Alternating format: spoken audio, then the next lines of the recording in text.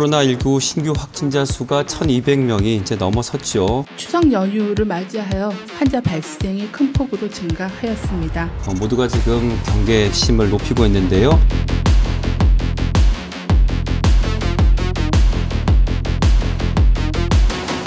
네, 안녕하세요. 야구룸 기자들입니다. 추석 연휴 이후 일일 코로나19 확진자 수가 급격하게 증가했는데요. 이와 별개로 거리두기 제한에 대한 피로감과 전 국민 백신 접종률이 올라가면서 정부는 사실상 내달 말 위드 코로나를 선언할 것으로 전망됩니다. 위드 코로나 시대를 접어들면 무엇보다 백신과 치료제에 대한 중요성이 더 부각될 전망인데요. 오늘 야구룸 기자들은 코로나 치료제에 대해서 얘기를 해볼까 합니다.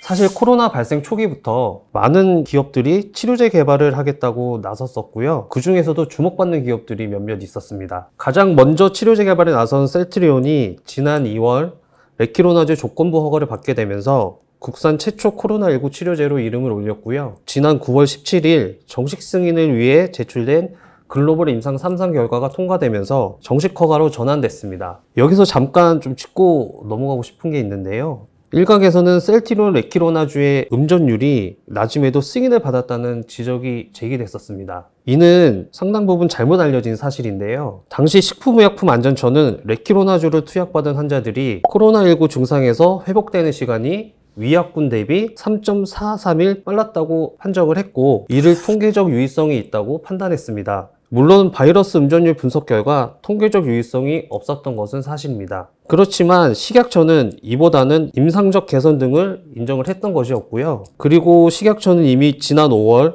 음전율 평가가 아닌 1차 유효성 지표로 임상적 개선 및 생존율, 즉 치료 효과를 중점적으로 보겠다고 발표한 바 있습니다.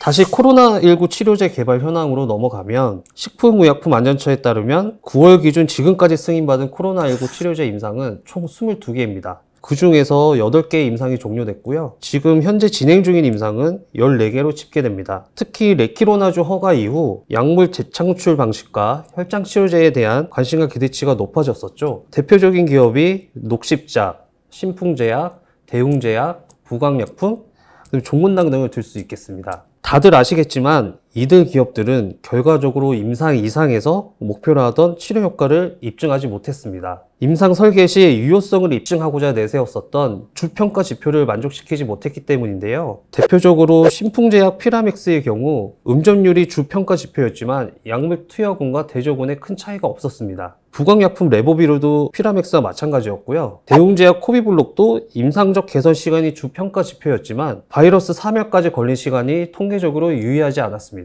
결과적으로 조건부 허가가 여의치 않게 된 것이죠. 이를 두고 업계와 시장에서는 많은 우려와 말들이 많았습니다. 임상 실패했네, 역시 국내 기업은 안 돼라는 지적이 제기됐는가 하면 치료제 개발사 등은 실패가 아니라 환자 수가 부족해서 그랬다. 2차 평가 지표에서 새로운 효과를 확인했기 때문에 실패라고 단정할 수 없다는 반론까지 이어졌습니다. 물론 주주분들 사이에서도 회사가 실패를 감추려는 것 아니냐, 우리 치료제는 실패하지 않았고 효과가 확인됐다는 등 다양한 반응이 이어졌습니다. 그렇다면 코로나19 치료제 임상시험에서 주평가 지표를 만족시키지 못했다는 것은 어떤 의미일까요? 사실 업계에서는 알면서도 표현하지 못하는 그런 것이라고 생각하는데요.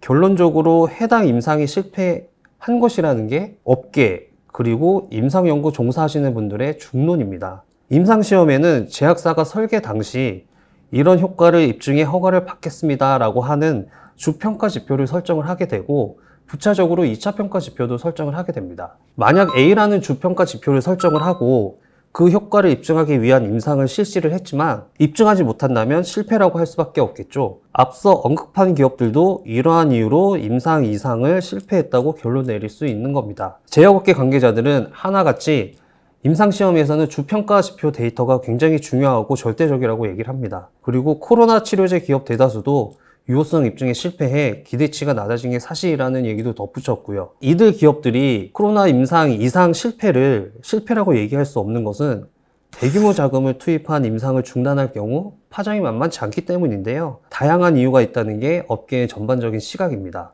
꼭 개발을 성공시켜서 투입된 자금을 회수해야 하는 그런 가장 기본적인 목적이 있겠고요.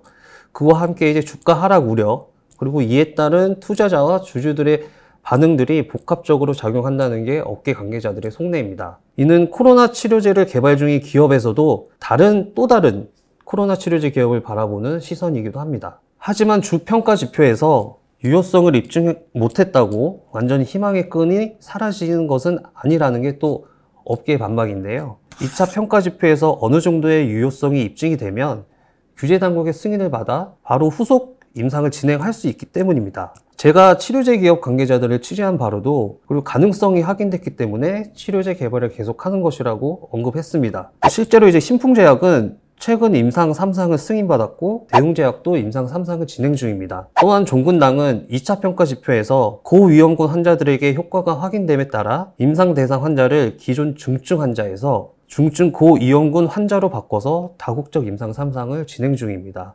부광약품은 주평가 지표를 음전율에서 바이러스 감소 효과로 바꿨고요. 임상 2상을 완료해서 임상 결과는 빠르면 오는 9월 말, 늦으면 10월 초쯤에 발표할 것으로 예상됩니다.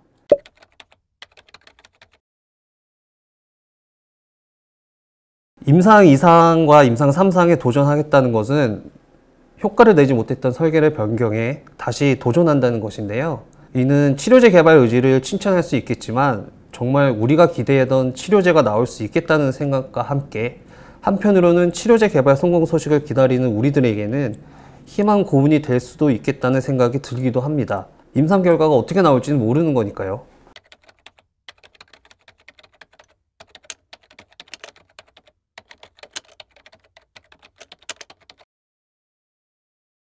이상 오늘 소식은 여기까지입니다. 감사합니다.